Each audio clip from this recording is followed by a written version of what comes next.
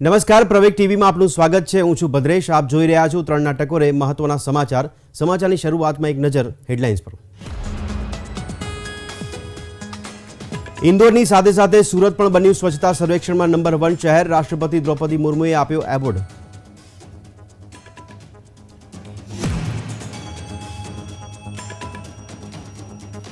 પહેલી ફેબ્રુઆરીએ મોદી સરકારના બીજા કાર્યકાળનું અંતિમ બજેટ। 31 જાન્યુઆરીથી 9 ફેબ્રુઆરી સુધી યોજાશે સત્ર।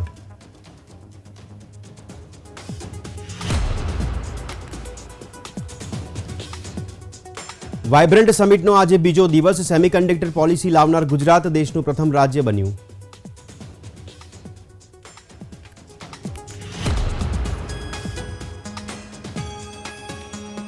સંસદની સુરક્ષામાં ચૂક મામલામાં 5 આરોપીઓને લવાયા ગુજરાત। ગાંધીનગર એફએસએલના નાર્કો અને પોલીગ્રાફ ટેસ્ટની તૈયારીઓ।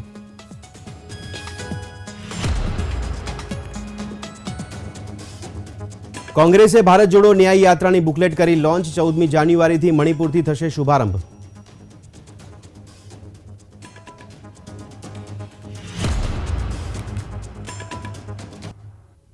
અને હવે સમાચાર જોઈએ વિગતવાર।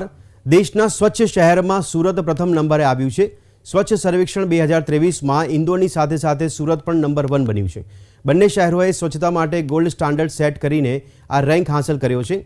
નવી દિલ્હી સ્થિત એક ખાસ કાર્યક્રમમાં રાષ્ટ્રપતિ દ્રૌપદી મુર્મુએ આ એવોર્ડ સુરતના મેયરને સુપરત કર્યો છે।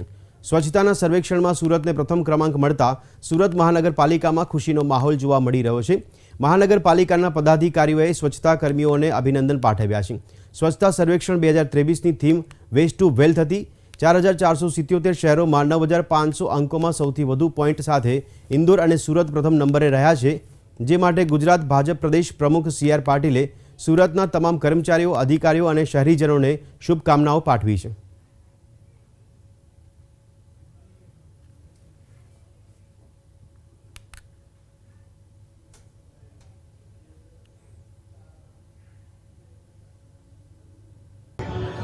સુરતીઓના યોગદાન અને સહયોગથી સુરત શહેર સુરતીઓના દિલમાં સતત ધબકતું રહે છે અને આજે આખા દેશમાં, ભારત દેશમાં સુરત સ્વચ્છતામાં નંબર 1 રેન્ક પ્રાપ્ત કર્યો છે। આદરણીય રાષ્ટ્રપતિના હાથે આ એવોર્ડ सूरत महानगरपालिकाए प्राप्त કર્યો છે। कई सालों से आदरणीय प्रधानमंत्री श्री नरेंद्र मोदी साहब ने स्वच्छता की जो झुंबेश शुरू की, पूर्व के समय में भी यहाँ 3 दिन रहते हुए 3 दिन में पूरे शहर को स्वच्छ किया था। उसके बाद हर साल पूरे देश में सूरत का नंबर दूसरा आता था। सूरत के शहरीजनों को भी बहुत अफसोस होता था कि पहला नंबर क्यों नहीं आता है।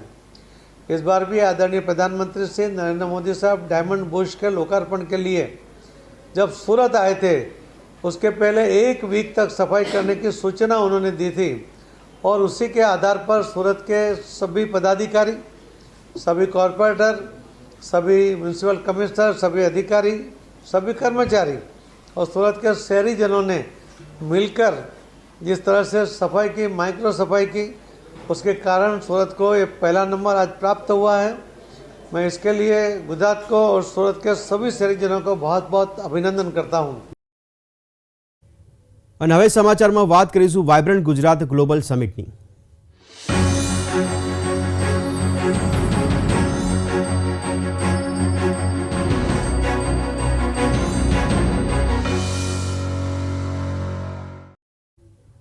તો મુખ્યમંત્રી ભૂપેન્દ્ર પટેલ ગુરુવારે ગાંધીનગરમાં આયોજિત વાઇબ્રન્ટ ગુજરાત ગ્લોબલ સમિટમાં સેમિકન્ડક્ટર પરના સત્રમાં હાજરી આપી હતી। આ કાર્યક્રમમાં કેન્દ્રીય મંત્રી અશ્વિની વૈષ્ણવ પર હાજર રહ્યા હતા। સમિટમાં મુખ્યમંત્રી ભૂપેન્દ્ર પટેલે જણાવ્યું કે સેમિકન્ડક્ટર પોલિસી લાવનાર ગુજરાત દેશનું પ્રથમ રાજ્ય બન્યું છે। સેમિકન્ડક્ટર ક્ષેત્રે ગુજરાતને ફ્યુચર રેડી બનાવવાના 2022માં સેમિકન્ડક્ટર પોલિસી જાહેર કરી છે। સેમિકન્ડક્ટર પોલિસી જાહેર કરનારું ભારતનું પ્રથમ રાજ્ય ગુજરાત છે। આ પોલિસી હેઠળ માઇક્રો અને સેમિકન્ડક્ટર પ્લાન્ટનું રૂપિયા 22,500 કરોડના રોકાણ સાથે નિર્માણ કાર્ય શરૂ કર્યું છે। અમે સેમિકન્ડક્ટર સેક્ટરને પ્રોત્સાહિત પ્રમોટ કરવાના અમારા કમિટમેન્ટ માટે કટિબદ્ધ છીએ।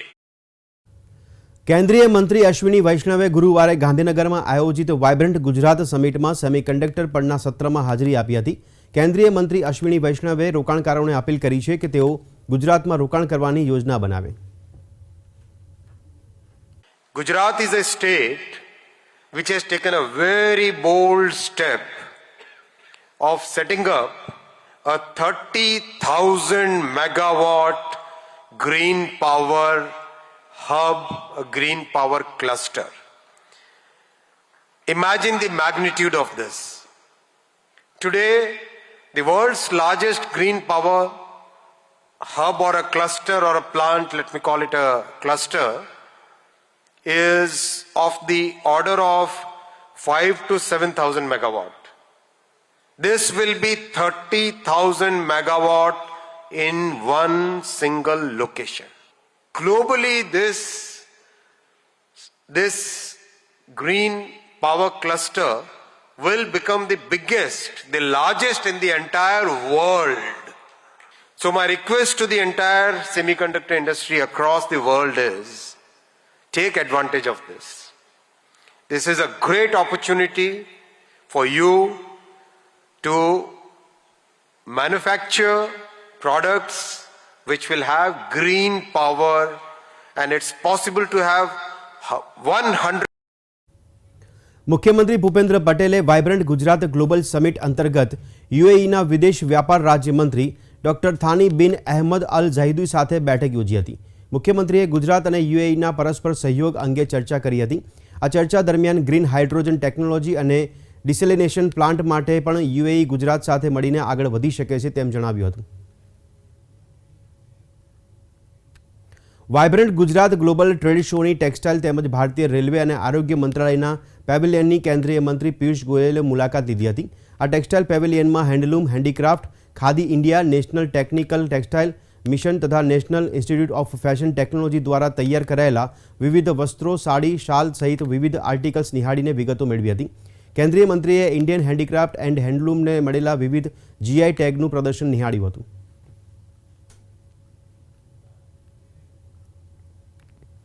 ગાંધીનગરમાં ચાલી રહેલી વાઇબ્રન્ટ ગુજરાત ગ્લોબલ સમિટમાં મારુતિ સુઝુકીના કોર્પોરેટ અફેર્સના એક્ઝિક્યુટિવ ડિરેક્ટર રાહુલ ભારતીએ જણાવ્યું કે મારુતિ સુઝુકી ટૂંક સમયમાં ઇલેક્ટ્રિક વાહનનું ઉત્પાદન શરૂ કરશે. Calendar year we'll be having our start of production of the electric vehicle, and we will be launching it not only in the domestic market but advanced export markets like Europe and Japan. So it is make in India of EVs and export to advanced countries like Europe and Japan.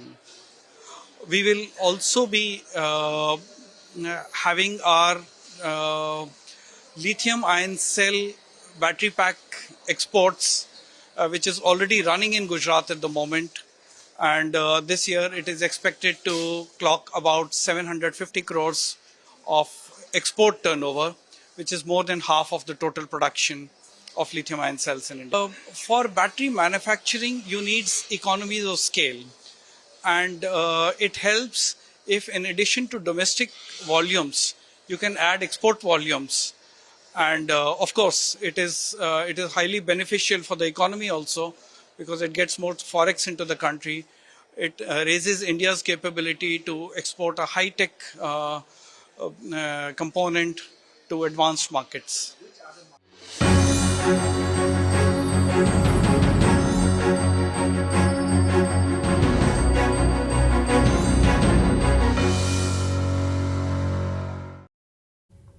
તો અન્ય સમાચારો પર નજર કરીએ. સંસદનું budget સત્ર 31મી જાન્યુઆરીથી શરૂ થશે. મોદી સરકારના બીજા કાર્યકાળનું આ છેલ્લું બજેટ સત્ર હશે. મળતી માહિતી અનુસાર આ સત્ર 9મી ફેબ્રુઆરી સુધી ચાલશે. રાષ્ટ્રપતિ દ્રૌપદી મુર્મુ 31મી જાન્યુઆરીએ સંસદના બંને ગૃહોને સંબોધિત કરશે. ત્યારબાદ 1લી ફેબ્રુઆરીએ નાણામંત્રી નિર્મલા સીતારમણ વચગાળાનું બજેટ રજૂ કરશે. કેન્દ્ર સરકાર ખેડૂતોને આપવામાં આવતી કિસાન સન્માન નિધિને બમણી કરવાનો પ્રસ્તાવ લાવી શકે છે. તો કોંગ્રેસે ભારત જોડો ન્યાય યાત્રાનું બુકલેટ લોન્ચ કર્યું છે. લોકસભા ચૂંટણી 2024 પહેલા કોંગ્રેસ પાર્ટી ફરી એકવાર એક્શન મોડમાં આવી ગઈ છે. રાહુલ ગાંધીની ભારત જોડો ન્યાય યાત્રા 14મી જાન્યુઆરીથી મણિપુરથી શરૂ થશે અને મહારાષ્ટ્રમાં સમાપ્ત થશે. ભારતીયોને એક કરવા અને તેમને સામાજિક ન્યાય વિશે જાગૃત કરવાની આ યાત્રા છે. 13મી ડિસેમ્બરે નવી સંસદમાં ગૃહની ચાલુ કાર્યવાહી દરમિયાન બે યુવકો ગૃહની અંદર ઘૂસી આવ્યા હતા અને સ્મોક બોમ્બ વડે લોકોમાં ભયનો માહોલ ઊભો કર્યો હતો. પોલીસે આ મામલે 6 આરોપીઓની ધરપકડ કરી હતી. જોકે પોલીસને શંકા છે કે આ ઘટના પાછળ કોઈ મોટું ષડયંત્ર છે, જેને પગલે કોર્ટના આદેશ પર દિલ્હી પોલીસના સ્પેશિયલ સેલની ટીમ 6 આરોપીમાંથી 5 આરોપીને લઈને ગુજરાત પહોંચી છે અને ગાંધીનગરની ફોરેન્સિક સાયન્સ લેબોરેટરીમાં તેમનો નાર્કો અને પોલીગ્રાફ ટેસ્ટ કરવામાં આવી રહ્યો છે.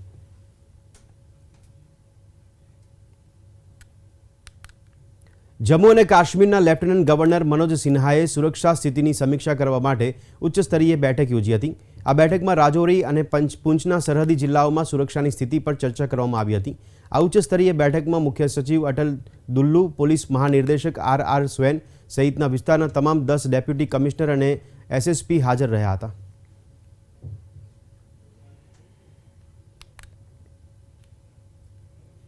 અને હવે સમાચારોમાં વાત કરીશું રામ મંદિર પ્રાણ પ્રતિષ્ઠા સમારોહની.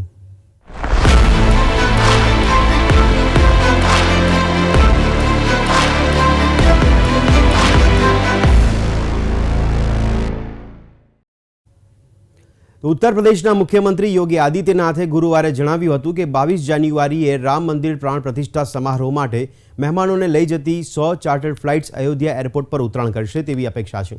અયોધ્યામાં મહર્ષિ વાલ્મીકી ઇન્ટરનેશનલ એરપોર્ટનું ઉદ્ઘાટન વડાપ્રધાન નરેન્દ્ર મોદીએ 30 ડિસેમ્બરે કર્યું હતું.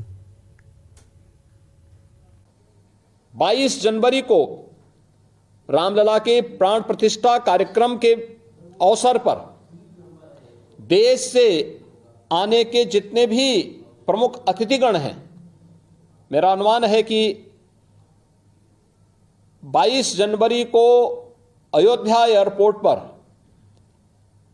लगभग 100 चार्टर्ड प्लेन लैंड करेंगे और ये अयोध्या के आने वाले पोटेंशियल को भी हम सबको एक राह दिखाएगा. રામ મંદિરના પ્રાણ પ્રતિષ્ઠા સમારોહને લઈને દેશના દરેક ખૂણેથી ભેટ સોગાદો અયોધ્યા પહોંચી રહી છે. ત્યારે વારાણસીના સર્વેશ શ્રીવાસ્તવે રામ મંદિર માટે કઈ ભેટ તૈયાર કરી છે, આવો જોઈએ.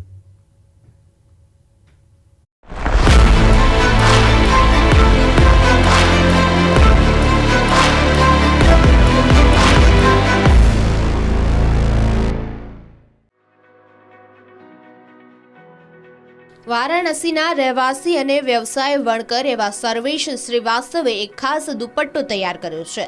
આ દુપટ્ટામાં રામ મંદિરના ચિત્રો ખાસ જોઈ શકાય છે. અયોધ્યામાં રામલલ્લાના પ્રાણ પ્રતિષ્ઠા સમારોહ પહેલા તેઓ આ દુપટ્ટો ભેટ આપવા માંગે છે. इसका शिलान्यास हुआ था तब हमने इस पे काम शुरू किया था. भगवान राम के लिए ये साड़ी हमने बनाई और साड़ी बनी हुई है भारतीय रेशम से और भगवान राम के जमाने की बुनकरी कला से, जिसको उचंत बुनकरी कला बोलते हैं. સર્વેશ શ્રીવાસ્તવનું કહેવું છે કે આ દુપટ્ટો શુદ્ધ ભારતીય સિલ્કમાંથી તૈયાર કરવામાં આવ્યો છે અને તેની કિંમત અંદાજે 35,000 રૂપિયા છે. सारी एक्सपर्टीज बुनकर की होती है. वो उस पे तानी पे ही निशान लगा के उस पे हाथों से सुई से उठा उठा के कढ़ाई की जाती है. एक साड़ी की बुनाई में 2 से 2.25 महीने पड़ता है, थोड़ा सा मेहनत कम ज़्यादा करने पर.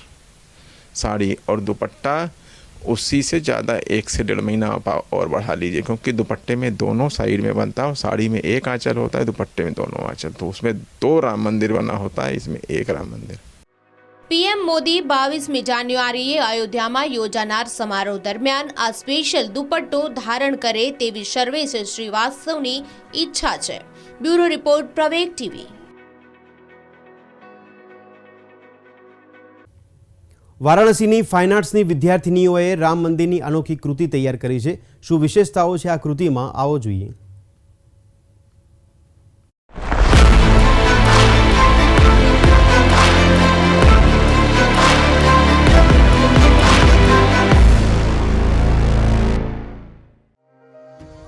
વારાણસીમાં ફાઇન આર્ટ્સની વિદ્યાર્થીની પ્રિયા સિંહે 2700થી વધુ ખીલ્લીઓનો ઉપયોગ કરીને કેનવાસ પર અયોધ્યામાં બની રહેલા રામ મંદિરનું આર્ટવર્ક તૈયાર કર્યું છે. પ્રિયાના કહેવા પ્રમાણે તેમણે ભગવાન રામ પ્રત્યેની પોતાની ભક્તિ દર્શાવવા માટે આ અનોખું આર્ટવર્ક તૈયાર કર્યું છે. हमारे प्रभु श्री रामचंद्र जी ने रच के रखा है, होना तो वही है। क्यों हम तर्क करके उस चीज़ों को बढ़ाते हैं जो कि सोल्यूशन हम अपने कर्मों से ही कर सकते हैं। और मैंने आप जैसा कि पीछे देख रहे हैं कि हमने भगवान श्री रामचंद्र जी की अयोध्या के श्री राम मंदिर को बनाया है। जैसा कि आप सभी लोग जान रहे हैं कि इस मंदिर के पीछे एक बहुत ही बड़ी कहानी रही है, तो वही मेरे दिलो दिमाग में प्रभु रामचंद्र जी की छवि रही है और उसी को देख कर के मैंने भी अपनी तरीके से अयोध्या के राम मंदिर को एक नई तकनीक से क्रिएट किया है। આ નવીન કળા બનાવવા માટે પ્રિયાએ વિવિધ રંગીન દોરાઓનો ઉપયોગ કરીને સુંદર પ્રતિકૃતિ તૈયાર કરી છે।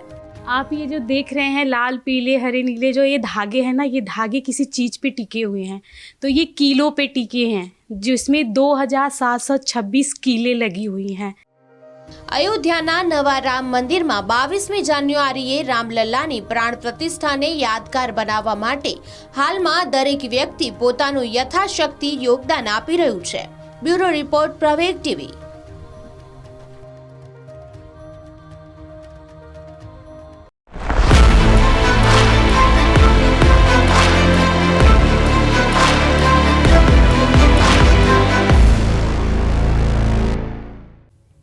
અને હવે સમાચારોમાં વાત કરીએ પતંગ ઉત્સવની।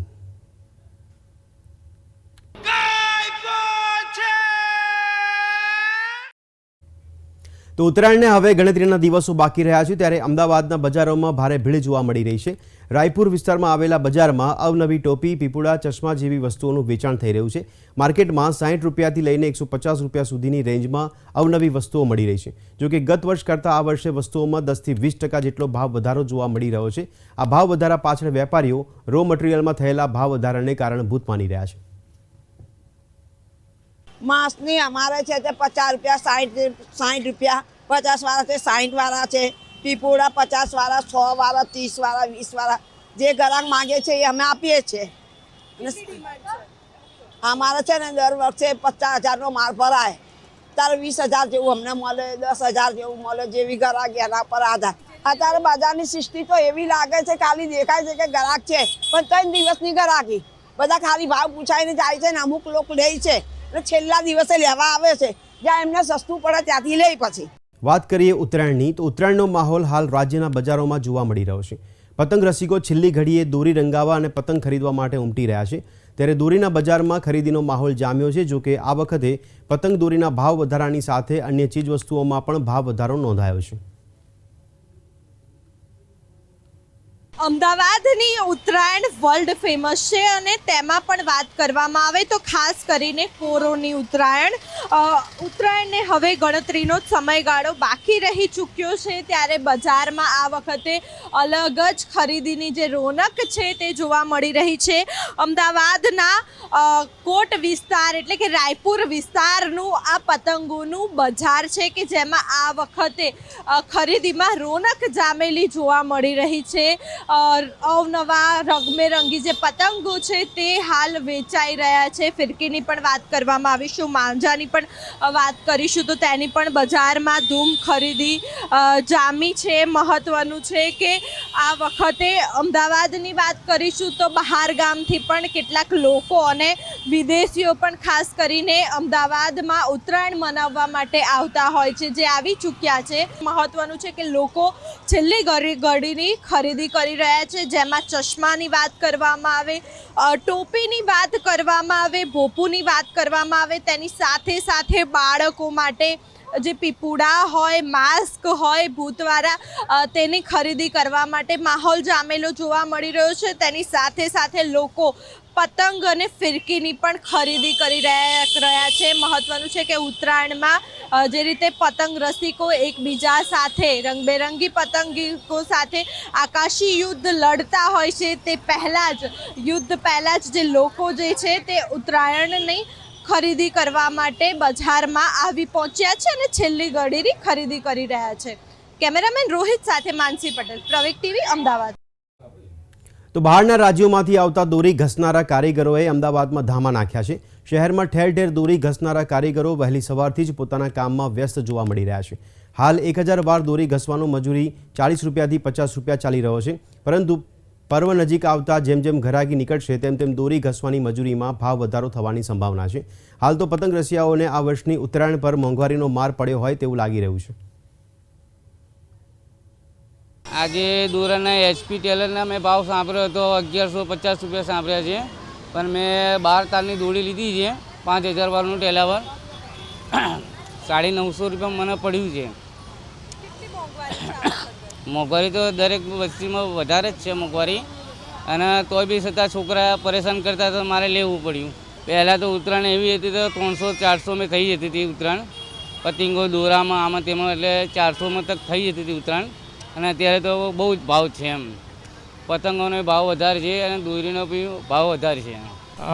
એકચ્યુઅલી તો અમદાવાદમાં નવો છું હું, તો ફર્સ્ટ જ ઉત્તરાયણ છે મારી, તો મેં સાંભળ્યું હતું કે આ માર્કેટ પતંગ અને દોરી માટે બહુ બેસ્ટ છે, તો એ જ એક્સપ્લોર કરવા માટે હું આવ્યો છું અહીંયા. બહુ જ એક્સાઇટમેન્ટ છે, મને નાનપણથી બહુ શોખ છે પતંગ ઉડાવવાનો, તો ફર્સ્ટ ટાઈમ મારો ચાન્સ છે અહીંયા એક્સપિરિયન્સ કરવાનો, તો એટલા માટે ઉત્તરાયણને હવે ગણતરીનો જ સમયગાળો બાકી રહી ગયો છે, ત્યારે મહત્વનું છે કે શહેરભરમાં હાલ પતંગ અને દોરીનું ધૂમ જે વેચાણ છે તે કરવામાં આવી રહ્યું છે. દ્રશ્યોમાં જોઈ શકાય છે કે હાલ યુદ્ધના ધોરણે જે દોરી રંગાવવાની જે કામગીરી છે તે જોશમાં ચાલી રહી છે. દ્રશ્યોમાં પણ જોઈ શકાય છે હાલ કે દોરી જે છે તે રંગવામાં આવી રહી છે, પરંતુ આ વખતે ઉત્તરાયણમાં ક્યાંક ને ક્યાંક લોકોને મોંઘવારીનો માર સહન કરવો પડશે. પતંગની સાથે સાથે દોરીના પણ જે ભાવ છે તે આસમાને આવ્યા છે.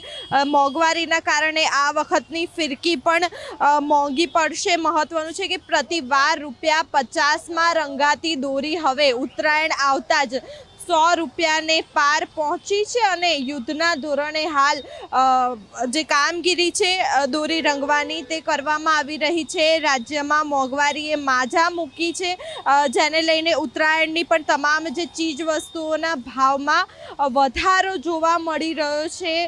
મહત્વનું છે કે હાલ લોકોની જે ભીડ છે તે જોવામાં આવી રહી છે. મહત્વનું છે કે સરકારે ચાઇનીઝ દોરીઓ પર છેલ્લા ઘણા સમયથી પ્રતિબંધ મૂક્યો છે, ત્યારે આ વખતે ક્યાંક ને ક્યાંક સરકારે જે રીતે નિયમો કાઢ્યા છે, ચાઇનીઝ દોરા પર બેન મૂક્યો છે, તે રીતે જ હાલ ઉત્તરાયણની સરકારની જે ગાઈડલાઈન છે તે મુજબ વેચાણ કરવામાં આવી રહ્યું છે. કેમેરામેન રોહિત સાથે માનસી પટેલ, પ્રવેગ ટીવી, અમદાવાદ. તો આ હતા અત્યાર સુધીના સમાચાર. વધુ સમાચાર સાથે ફરી મળીશું. ત્યાં સુધી આપ જોતા રહો પ્રવેગ ટીવી. નમસ્કાર.